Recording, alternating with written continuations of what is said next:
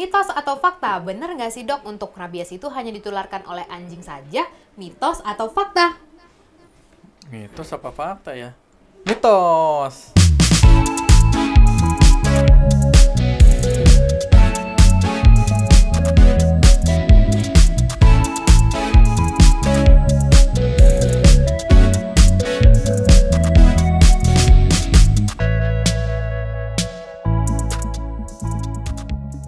Halo healthy people, kembali lagi di MP Talk Podcast by Medica Plaza dengan saya Dr. Sani di MP Talk Life is Great. Nah, jadi memang kita kan akhir-akhir nih banyak nih dengar tentang rabies. Apa sih sebenarnya rabies itu?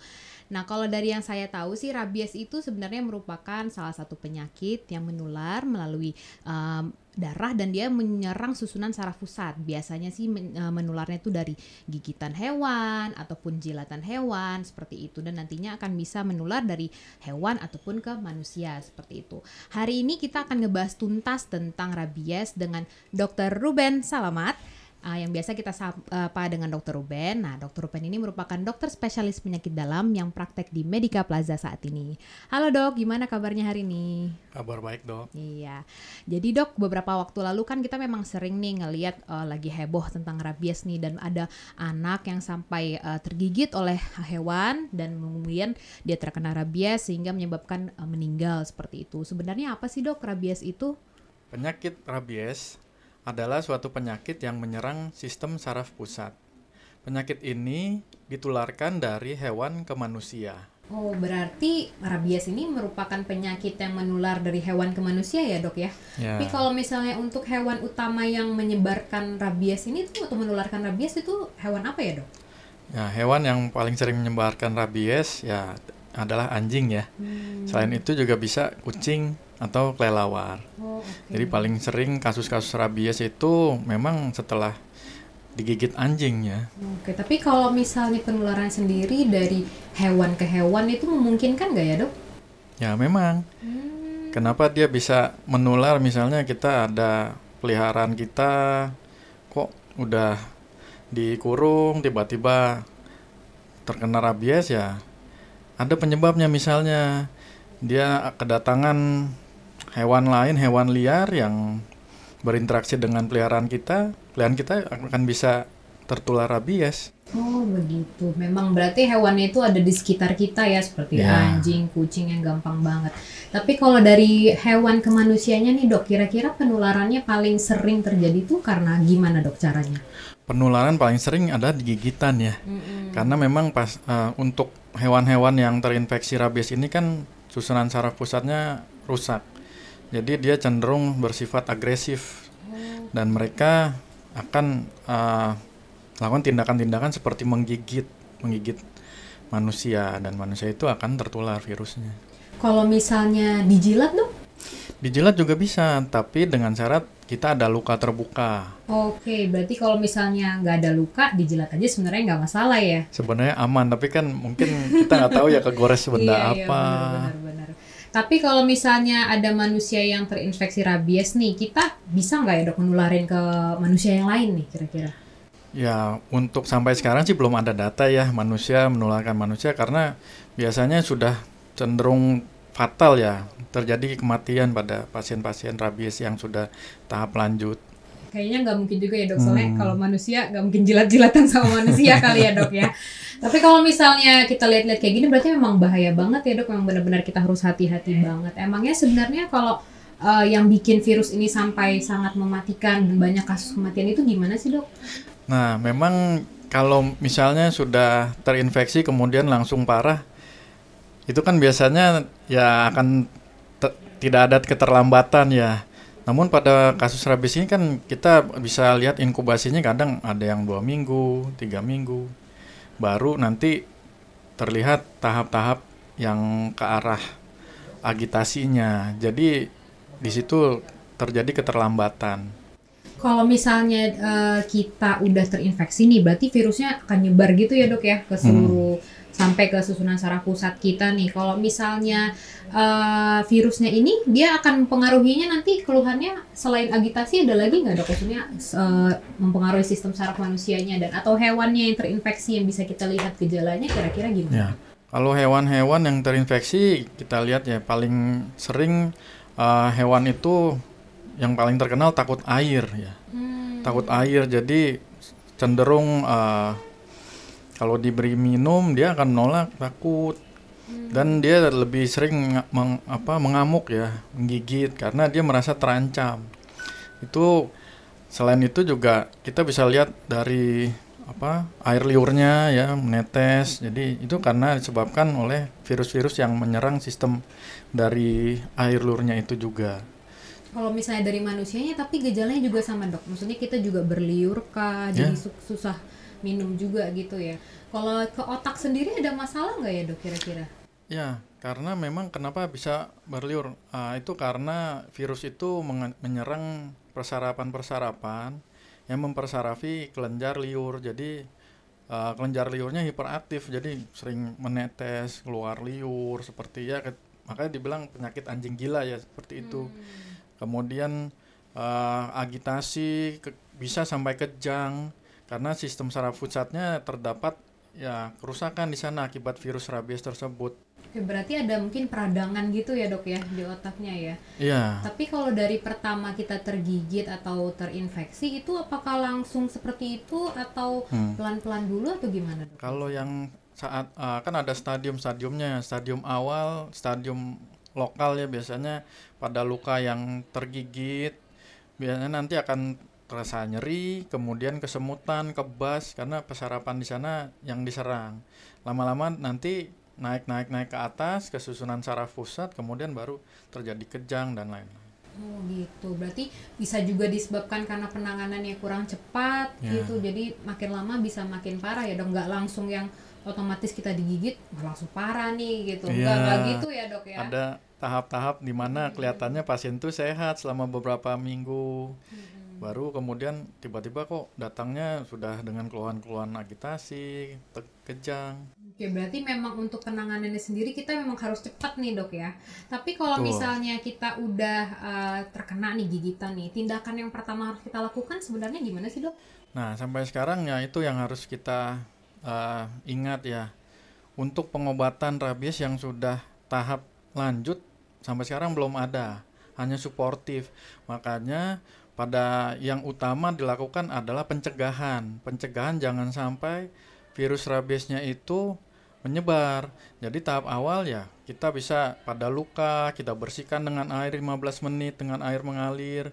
Kemudian kita berikan ya antiseptik dan segeralah ke pusat kesehatan, misalnya ke rumah sakit untuk mendapatkan pertolongan lebih lanjut. Biasanya nanti akan diberikan SAR atau VAR.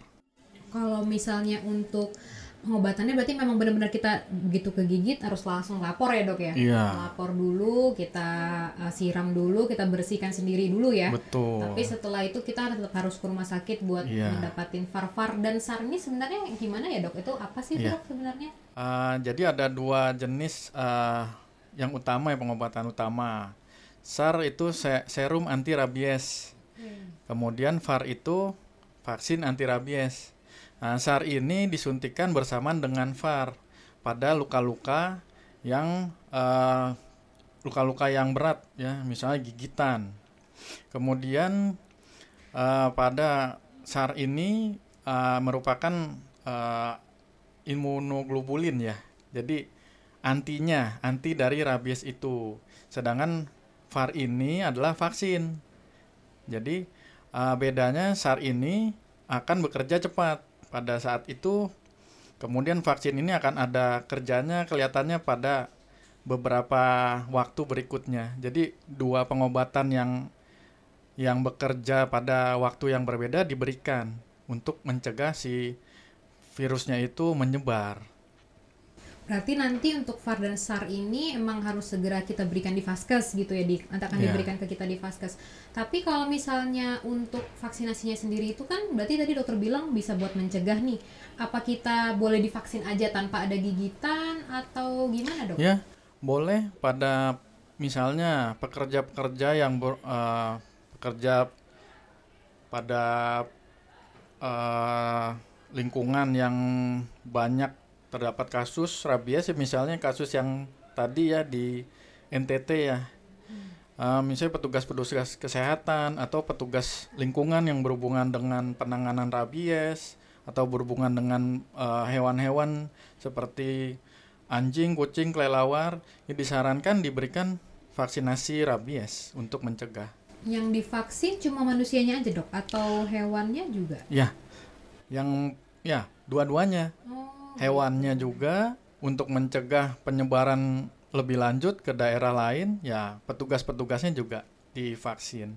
Oke, tapi kalau misalnya hewannya itu nanti berarti setelah diberikan VAR dia juga SAR juga atau gimana nih dok? Enggak ya? Apa hewannya biasanya harus setelah Kalau ketahuan dia rabies? Hewan biasanya vaksinasi. Vaksinasi aja ya. Oke, tapi untuk kita yang memang ada SAR nih untuk jadi ada vaksinasi, ada SAR. Tapi kalau misalnya emang kita nggak ada kalau tadi kan dokter bilang yang curiga nih misalnya dia akan terkena nih. Kalau misalnya kayak kita kayak orang-orang biasa gitu perlu nggak ya dok vaksinasinya?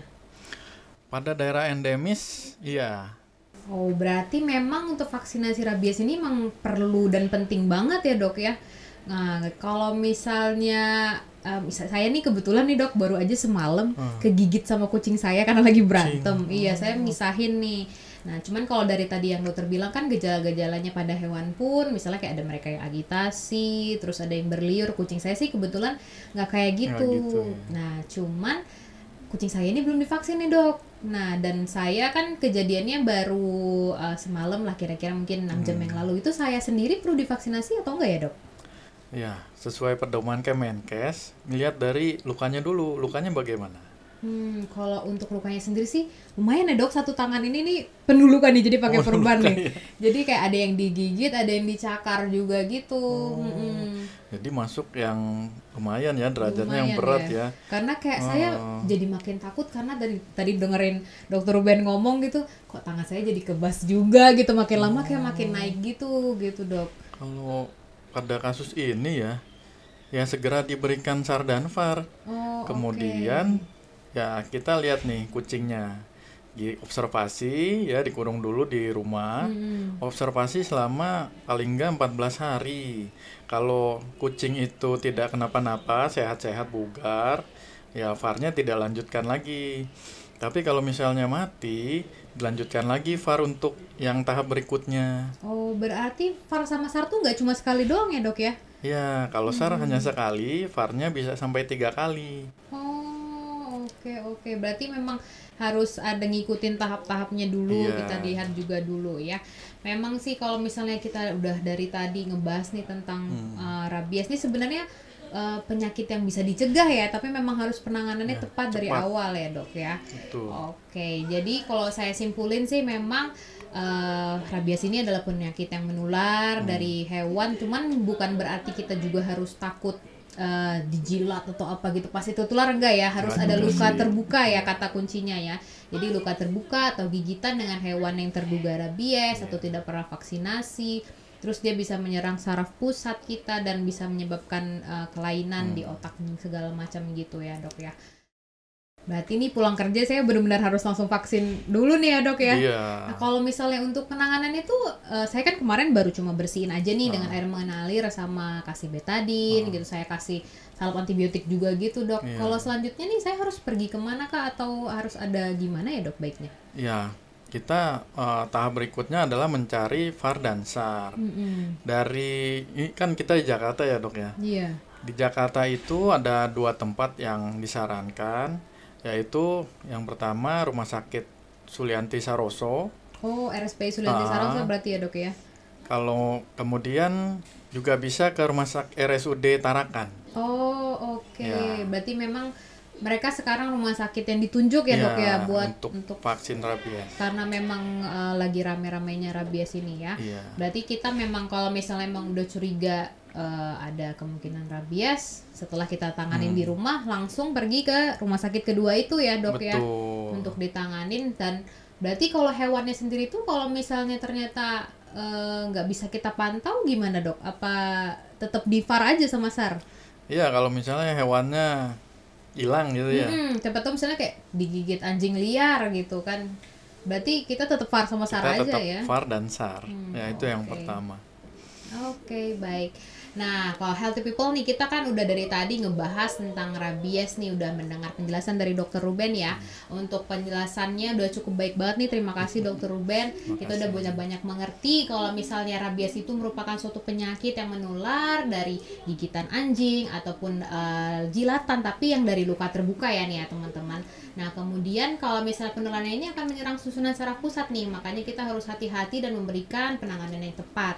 Penanganan yang tepat seperti tadi sudah Dr. Ruben jelaskan, kita harus memberikan air yang mengalir selama 15 menit, kemudian memberikan antiseptik, dan kemudian kita balut dan segera mencari lokasi atau rumah sakit Vaskes yang menyediakan VAR dan SAR nih.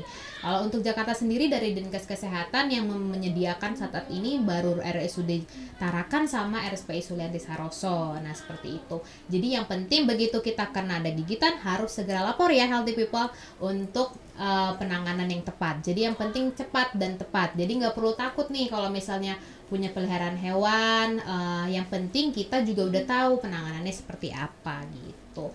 Untuk informasi kesehatan menarik lainnya, healthy people bisa lihat di platform media sosial kami di Medica Plaza di Instagram dan juga di YouTube di Medica Plaza. Jangan lupa untuk klik tombol like, subscribe, dan loncengnya supaya tidak ketinggalan ya informasi kesehatan lainnya. Dan bisa ketemu lagi di MP Talk Podcast selanjutnya. Life is great!